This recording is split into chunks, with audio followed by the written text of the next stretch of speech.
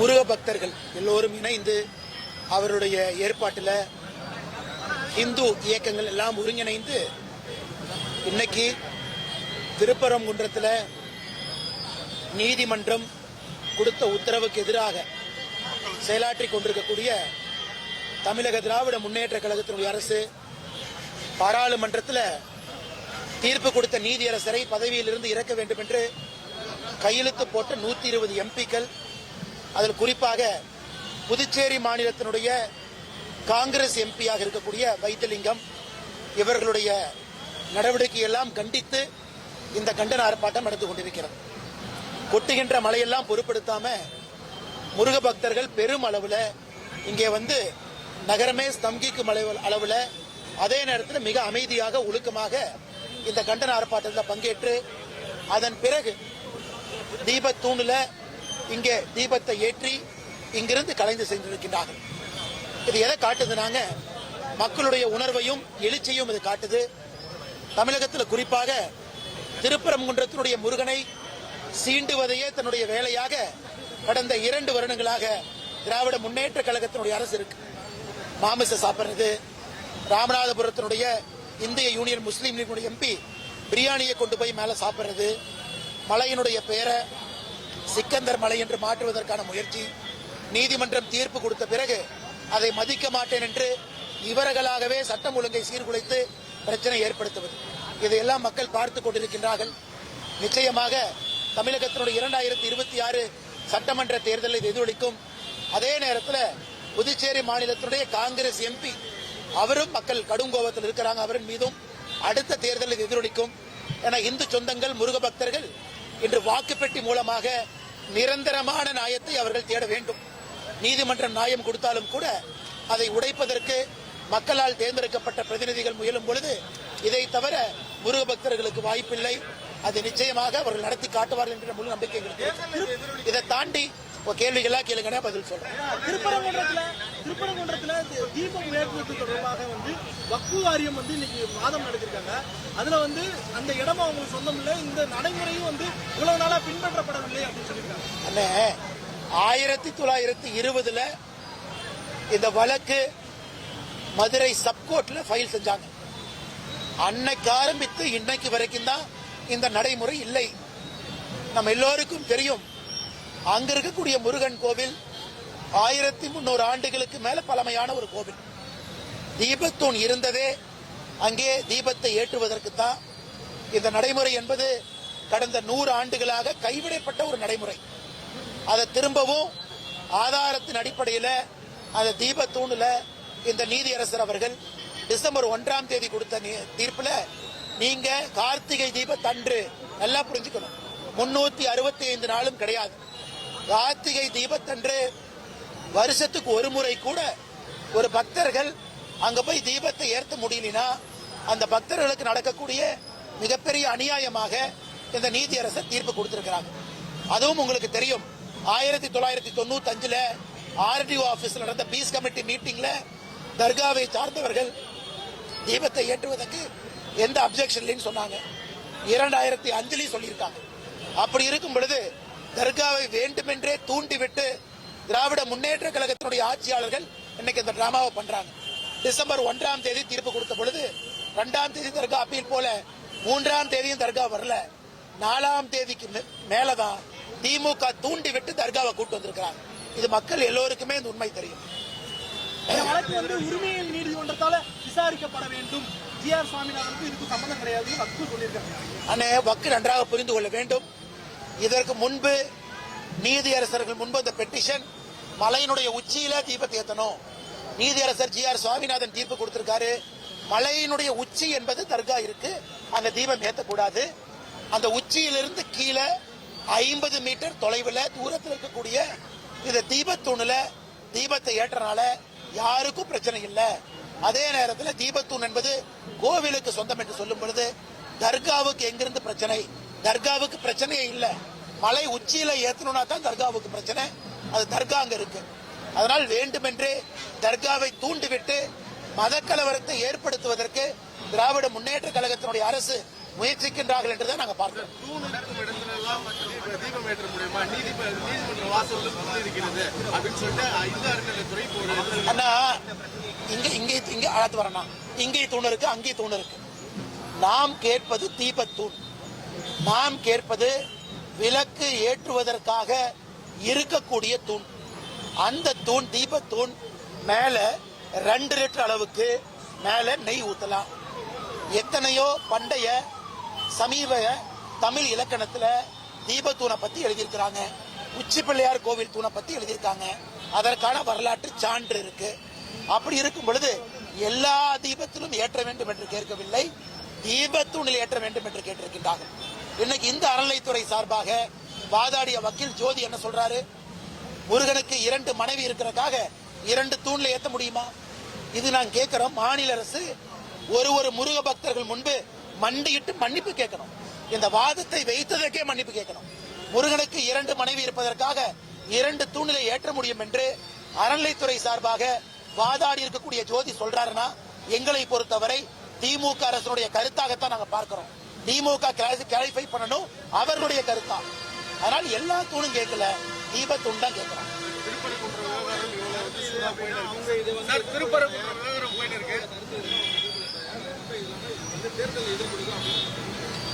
அண்ணே, உறுதியாக தேர்தலில் எதிர்கொள்ளும்.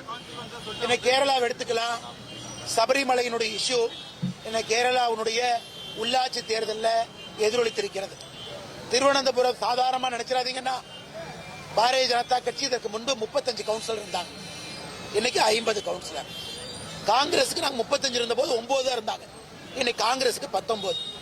ஆனா 50க்கும் மேற்பட்ட கவுன்சிலர் லெப்டுக்கு இருந்துச்சு.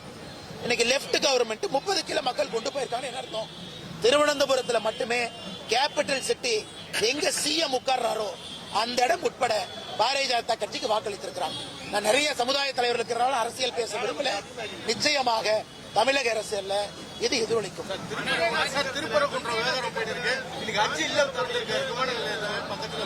அண்ணே, ஹஜ் இல்லத்தை தொடங்க தப்பில்ல, கிறிஸ்துமஸ் விழாக்கு போங்க தப்பில்ல.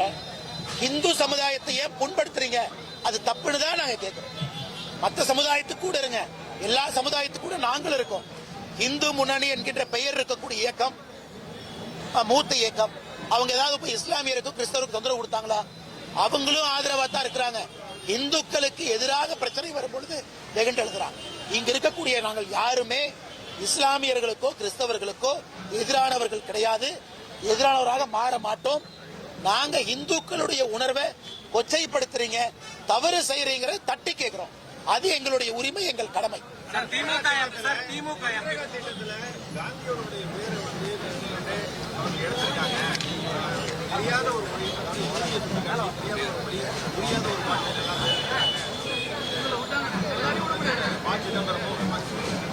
அண்ணா, 2005 100 நாள் வேலை வாய்ப்பு திட்டம் வந்த பொழுது கூட மகாத்மா காந்தி ஐயாவுடைய பெயர் இல்ல. இன்னைக்கு ப. சிதம்பரம் ஐயாவுக்கும் காங்கிரசுக்கு நான் சொல்றேன், நீங்க 2005 திட்டத்தை கொண்டு வந்த பொழுது மகாத்மா காந்தி ஐயாவுடைய பேர் வச்சீங்களா? வைக்கல. அன்னைக்கு திட்டத்தினுடைய பெயரே வேற. நீங்க மகாத்மா காந்தி ஐயா பேரையே 2008, 2009 தான் வச்சீங்க. இல்ல, காங்கிரஸ்காரங்க இன்னைக்கு கபட நாடகம் போடக்கூடாது. திட்டம் வந்த பொழுதே மகாத்மா காந்தியினுடைய பேரை வைக்காதவங்க 2008, 2009 2009 தேர்தல் வந்த பொழுதுதான் மகாத்மா காந்தி ஐயா பேரை வச்சவங்க. எங்களுக்கு பாடம் எடுக்காது. மகாத்மா காந்தி ஐயாவின் மீது மிகப்பெரிய மரியாதை இருக்கக்கூடிய ஒரு தலைவர் இன்னைக்கு இந்தியாவில் யார் இருக்காங்கன்னா, பாரத பிரதமர் நரேந்திர மோடி அவர்கள். எங்களுடைய ஸ்வச்ச பாரத் திட்டம் முதல் நாளே மகாத்மா காந்தி ஐயாவுடைய பெயரை பாரத பிரதமர் நரேந்திர மோடி அவர்கள் வச்சாங்க. இது வரலாற்று உண்மை. இன்னைக்கு 2025 20 ஆண்டுகள் கழித்து இந்த திட்டத்தில் சில நடைமுறை மாறுதல்கள் கொண்டு வந்திருக்கின்றோம். என்ன? 2005 வந்த பொழுது இந்தியாவுடைய ஏழை எண்ணிக்கை என்ன?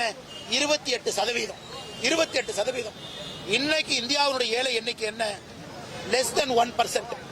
எக்ஸ்ட்ரீம் பாவர்ட்டி என்கின்ற வார்த்தை உலக வங்கி சொல்றாங்க. Less than 1%. அன்னைக்கு வந்த 100 நாள் வேலை வாய்ப்பு திட்டமோ இன்னைக்கு இருக்கக்கூடிய 100 நாள் வேலை வாய்ப்பு திட்டமோ வேறு காலகட்டத்தில் மக்களுக்காக இருக்கக்கூடிய திட்டம். அப்ப திட்டங்களும் மாறணும். ஒரே திட்டத்தை 50 ஆண்டு காலம் ஒரே மாதிரி நடத்த முடியாது. மக்கள் மாறிட்டாங்க, எக்ஸ்ட்ரீம் பாவர்ட்டி மாறிடுச்சு. 2005 100 நாள் இன்னைக்கு கொண்டு வந்திருக்கக்கூடிய இதே திட்டம் மாறுதல்ல 125 நாள். அதை பத்தி சிதம்பரம் ஏன் பேச மாட்டாரு? அதை பத்தி காங்கிரஸ்காரங்க ஏன் பேச மாட்டாங்க? 100 நாள் இருந்தது 125 நாள். திராவிட முன்னேற்ற கழகத்தினுடைய தேர்தல் வாக்குறுதி 2021 தேர்தல் வாக்குறுதியில 100 நாள் வேலை வாய்ப்பு திட்டத்தை 150 நாளாக உயர்த்துவோம்னு சொன்னாங்க. ஏன் உயர்த்தல? நீங்க 100 நாள் வேலை வாய்ப்பு திட்டத்தை 150 நாளாக உயர்த்துவோம் என்று சொன்ன திமுக உயர்த்தல. ஆனா நாம தேர்தல் வாக்குறுதியை கொடுக்காம 100 நாள் திட்டத்தை 125 நாளாக உயர்த்தி இருக்கின்றோம். அதை எனக்கு குற்றம் சுமத்துறாங்க. இரண்டாவது, மாநில அரசு புரிந்து கொள்ள வேண்டும், 100 நாள் வேலைவாய்ப்பு திட்டம் என்பது மக்களுக்கு நாம கொடுக்கக்கூடிய இலவசம் கிடையாது. அது மக்களுடைய உரிமை. அவங்க வேலை செஞ்சு கம்பீரமா வைராகியத்தோடு உழைத்து சம்பாதிக்கிறாங்க. இன்னைக்கு மத்திய அரசு என்ன சொல்றது? இத்தனை ஆண்டு காலமாக மத்திய அரசு 100க்கு 100 பணம் நாம கொடுத்தோம். இன்னைக்கு 60 ரூபாய் நாங்க கொடுக்கிறோம், 40 ரூபாய் மாநில அரசு கொடுக்கறாங்க. மாநில அரசு சும்மா சொல்லல, மத்திய அரசு வரக்கூடிய பணத்தை மாநில அரசுக்கு நிதி பகிர்மானம் பண்ணியிருக்கிறோம். யூபிஏ காலகட்டத்தை விட 4 முறை அதிகமா நிதி திரும்ப கொடுக்கிறோம். அப்படி இருக்கும் பொழுது நாம் சொல்லுகின்றோம் 2 பேரும் சேர்த்து நடத்துவோம். உங்க மாநிலத்துல 100 நாள் வேலை வாய்ப்பு திட்டத்துல உருவாகக்கூடியது உங்க மாநிலத்துடைய வளர்ச்சி. தமிழ்நாட்டில் உருவாகக்கூடிய 100 நாள் வேலை வாய்ப்பு திட்டத்தில் வரக்கூடிய டேங்கோ, பண்டோ, வாய்க்காலோ, குளமோ, ஏரியோ தமிழ்நாட்டுக்கு பயன்படுது. அப்படி இருக்கும் பொழுது மத்திய அரசு 60 ரூபாய் நாங்க கொடுக்கிறோம், 40 ரூபாய் நீங்க கொடுங்கன்னு சொல்றாங்க. இதுல என்ன தப்பு? அதனால் எதிர்க்கட்சி நண்பர்கள் வேண்டுமென்று திராவிட முன்னேற்ற கழகம் போடக்கூடிய கபட நாடகம் பேரை மாத்திட்டாங்க. மகாத்மா காந்தி அவர்களுடைய பெயரை இந்தியாவில் எப்பொழுதும் எல்லா இடத்துல இருப்பாங்க. திட்டங்கள் மாறி இருக்கிறனால, திட்டத்தினுடைய தன்மை மாறி இருக்கிறனால விக்ஷித் பாரத் என்கின்ற பெயரை வச்சிருக்கிறாங்க. இது மகாத்மா காந்தி ஐயாவுடைய கனவு. விக்ஷித் பாரத், வளர்ந்த நாடு, வளர்ந்த பாரதம் என்கின்ற பெயரை கொண்டு வந்திருக்கிறோம். மகாத்மா காந்தி ஐயாவே ஒப்புக்கொள்வாங்க. அதற்காகத்தான் போராடி அந்த சுதந்திரத்தை பெற்றாங்க. வளர்ந்த பாரதம் என்பதற்காக விக்ஷித் பாரத் பேரு. மகாத்மா காந்தி ஐயாவுடைய பேரை நாம் 2014க்கு பிறகு பல இடத்துல வைத்திருக்கோம். அத காங்கிரஸ் ஏன் பேசல? பாரதிய ஜனதா கட்சி கடந்த 11 ஆண்டுகள்ல 12வது ஆண்டுல எத்தனை இடத்துல வைத்து பட்டியல் போட்டு சொல்ல முடியும்? அதனால் திட்டத்தை விரிவுபடுத்தி இருக்கின்றோம், திட்டத்தை ஒழுங்குபடுத்தி இருக்கின்றோம், திட்டத்தை சரியானவர்களுக்கு கொண்டு போய் சேர்த்து இருக்கின்றோம்.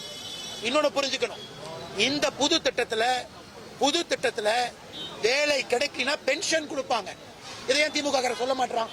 நான் வேலைக்கு அப்ளை பண்ணிட்டேன், என் பஞ்சாயத்துல அப்ளை பண்ணிட்டேன், 15 நாள் கழித்தும் பஞ்சாயத்து எனக்கு 125 நாள் திட்டத்துல வேலை கொடுக்கலனா அவர்களுக்கு வேலை இல்லாததற்காக பென்ஷன் கொடுக்கணும். முதலாக இந்த திட்டத்தில் கொண்டு வந்திருக்கோம். பிரான்ஸ்ல, ஐரோப்பிய நாடுகள் இருக்கக்கூடிய திட்டம் இது. நான் வேலை கேட்கிறேன், உன்னால வேலை கொடுக்க முடியலனா இன்னைக்கு ஏழை தாய்மார்களுக்கு, பெண்மணிகளுக்கு 15 நாள் கழித்து லோக்கல் பஞ்சாயத்து வேலை கொடுக்கலனா அவர்களுக்கு வேலை இல்லாததற்காக பென்ஷன் கொடுக்கக்கூடிய அரசா மாறி இருக்கும். இவ்வளவு நல்லது இருக்கு. அதையெல்லாம் விட்டுட்டு திராவிட முன்னேற்ற கழகமும் காங்கிரசும் பொய்யை கையில் எடுத்து வண்டி வண்டியாக காலையிலிருந்து மக்கள் முன்னாடி வைக்கிறாங்க. இதை நாங்கள் அனைவரும் வன்மையாக கண்டிக்கின்றோம். சாமிநாதனுக்கு ஆதரவா 400 எம்பிகள் இருக்காங்க. இப்போ அவங்களெல்லாம் ஒருங்கிணைக்கக்கூடிய முயற்சியில ஐயா, பாராளுமன்றத்தில் கையெழுத்து போடாத எல்லா எம்பிக்களும் முருக பக்தர்கள் தான். 543 மைனஸ் 120 423. 423 எம்பிக்கள் சிவபக்தர்கள், முருக பக்தர்கள். அவங்க இருக்கும் பொழுது எப்படி ஜெயிப்பாங்க? பாயிண்ட் 1. இரண்டாவது, ஜி.ஆர். சாமிநாதனை பதவி இறக்க வேண்டும் என்று 120 எம்பி கையெழுத்து போட்டாங்க. 550 நீதியரசர்கள் சுப்ரீம் கோர்ட்ல இருந்து லோக்கல் கோர்ட் வரைக்கும் அவங்க கையெழுத்து போட்டிருக்காங்க. இது தவறு. நீதியரசரை நீங்க பதவி இறக்குவதற்காக கொடுக்கப்பட்டது தவறுன்னு சொல்லியிருக்காங்க. ஜி.ஆர். சுவாமிநாதன் அவர்களுக்கு இந்திய அளவில் வக்கீல்கள், லாயர்ஸ், உச்ச நீதிமன்றத்தினுடைய முன்னாள் நீதிபதிகள் இந்திய அளவில் ஜி.ஆர். சாமிநாதன் அவர்களுக்கு ஆதரவு கொடுக்கிறாங்க. நண்பர் நல்லா புரிஞ்சுக்கணும், மூத்த பத்திரிகையாளர் நீங்க. ஐயா, இன்னைக்கு கையெழுத்து போட்டது ஜி.ஆர். சுவாமிநாதன் இறக்குவதற்கு இல்ல. 120 எம்பிகளுமே அவங்களுடைய வாரண்டா அவங்களே சைன் பண்ணிக்கிட்டாங்க. அடுத்த எலெக்ஷன்ல அவங்க தோற்கடிப்பதற்காக அவங்க வாரண்ட் அவங்களே கையெழுத்து போட்டு மக்கள் முன்பு காட்டி விட்டார்கள். 120 எம்பிக்களும் 2029 பாராளுமன்ற தேர்தலில் தோற்கடிக்கப்படுவார்கள் என்பது உறுதி. எந்த மாற்று கருத்து?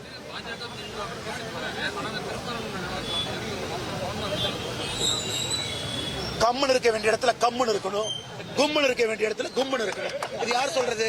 திரு விஜய் அவர்கள். அரசியல் அப்படி இருக்க முடியுமானே? கம்முன்னு இருக்க வேண்டிய இடத்துல கம்முன்னு இருப்பேன், கும்முன்னு இருக்க வேண்டிய இடத்துல கும்முன்னு இருப்பேன். திரு விஜய் அவங்ககிட்ட கேளுங்க, ஐயா கம்முன்னு இருங்க, கும்முன்னு இருங்க, பேச வேண்டிய இடத்துல பேசுங்கன்னு நீங்க விஜய்கிட்ட சொன்னாவே நல்ல அரசியல்வாதியாக வருவார்.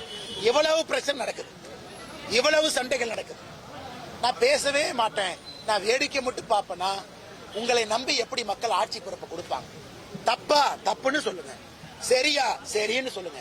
ரோட்டுக்கு இந்த பக்கம் இருங்க அல்லது ரோட்டுக்கு இந்த பக்கம் இருங்க, நடுவில் நின்னா எப்படிங்க ஐயா? வண்டி நடுவில் தானே வரும். அதனால திரு விஜய் அவர்கள் நியாயப்படி மக்களுடைய உணர்வு இன்னைக்கு எந்த பக்கம் இருக்கு?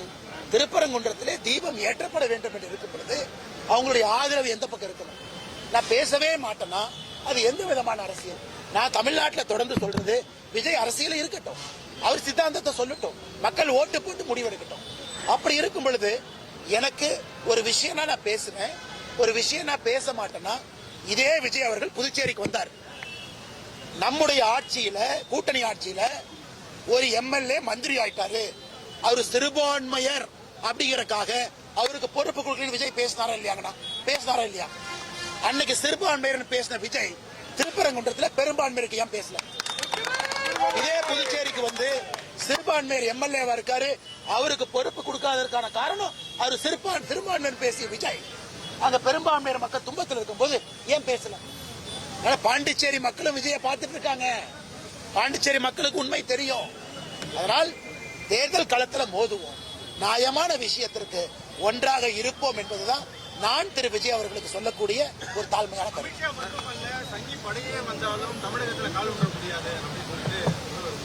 முதல்வரா? இந்த முதல்வர் முதல் எலெக்ஷன்ல தோத்தாரு. திரு எம்.கே. ஸ்டாலின் அவர்கள் போட்டியிட்ட முதல் தேர்தலில் தோத்தாரு. கட்சி ஆரம்பித்த பிறகு எத்தனை முறை திராவிட முன்னேற்ற கழகம் தோற்றிருக்கிறது? வரலாறு காணாத தோல்வியை 2014 சந்திச்சாங்க.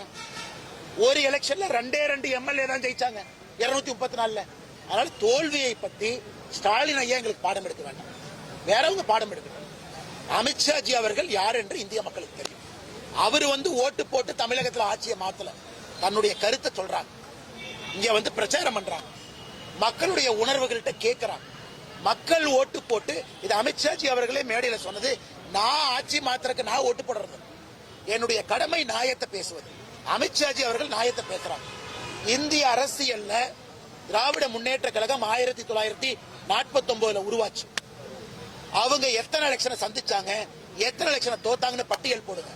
அவர்களை போல தோற்ற கட்சி இந்திய அரசியலே கிடையாது. வரலாறு காணாத தோல்வியை பார்த்திருக்கிறாங்க 2 எம்எல்ஏ. எத்தனையோ முறை சைபர் 39-0 இடத்துல திமுக இருந்திருக்கு. ஏதோ இந்த எலெக்ஷன் ஜெயிச்சுட்டாங்கிறதுக்காக மரத்தின் மேல உட்கார்ந்துட்டு கூவ வேண்டாம். மக்கள் 2026 மரத்தின் மேல இருந்து கீழே இறக்கத்தான் போறாங்க. இது ஸ்டாலின் அவர்கள் நன்றாக புரிந்து கொள்ள வேண்டும் என்பது மைனாரிட்டி வாக்குகள் சிதறக்கூடாது என்பதற்காக திமுக எம்பி வந்து கைது போட்டார். விஜய் வந்து பார்த்து திமுக அண்ணே கமல் ஐயா ஒரு படத்துல சொல்லுவாங்க, அரண்டவனுக்கு இரண்டதெல்லாம் பேய், இத பார்த்தா பயம், அதை பார்த்தா பயம், அதை பார்த்தா பயம். இன்னைக்கு திமுக காரங்களுக்கு வேலை பார்த்தா பயம், முருகரை பார்த்தா பயம், சிவனை பார்த்தா பயம், பாரதிய ஜனதா கட்சியை பார்த்தா பயம், இந்து முன்னணியை பார்த்தா பயம், யாரை பார்த்தாலும் பொட்டு வச்சா பயம், குங்குமம் வச்சா பயம். அரண்டவனுக்கு இருண்டவதெல்லாம் பயம், குன்ற பார்த்தாலும் பயம், அவங்களுக்கு விஜயை பார்த்தாலும் பயம். அதனால் அரண்டு போய் கிரண்டிருக்கிறார்கள், இருண்ட உலகத்திலே வாழுகின்றார்கள், அதனால் பயத்தில் இருக்கிறார். சபரிமலை விவகாரத்தில் வந்து நீதிமன்றத்தினுடைய உத்தரவை பின்பற்றாத பாஜக அரசு தற்போது ஜி.ஆர். சுவாமிநாதனுக்கு எதுக்கு ஆதரவா இருக்காரு திருமாவளவன் கேள்வி. ஆனா நல்ல கேள்வி, நல்ல வேலை நீங்க கேட்டீங்க. பத்திரிகை நண்பருக்கு பேசுறதுக்கு ஒரு வாய்ப்பு. சபரிமலையில என்ன தீர்ப்பு? இத்தனை ஆண்டுகளா பெண்கள் போகக்கூடாது, இன்னைக்கு போலாம், அந்த தீர்ப்பை எதிர்த்தோம். திருப்பரங்குன்ற என்ன தீர்ப்பு? இத்தனை நாளா தீபம் ஏத்தணும், இடையில ஏத்துல, இன்னைக்கு ஏத்துங்கன்னு சொன்ன தீர்ப்பு. சபரிமலை தீர்ப்பும் திருப்பரங்குன்றம் தீர்ப்பும் ஒன்று கிடையாது.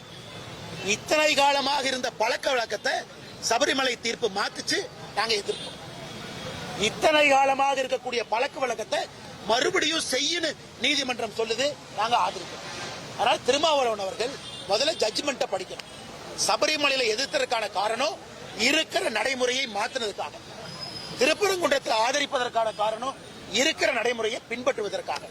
அப்படி இருக்கும் பொழுது எல்லா நீதிமன்றத்தையும் மதிப்பவங்க தான். நான் தீர்ப்புகள் தவறாக சொல்லும் பொழுது எதிர்க்கின்றோம், தீர்ப்புகள் சரியாக இருக்கும் பொழுது ஆதரிக்கிறோம்.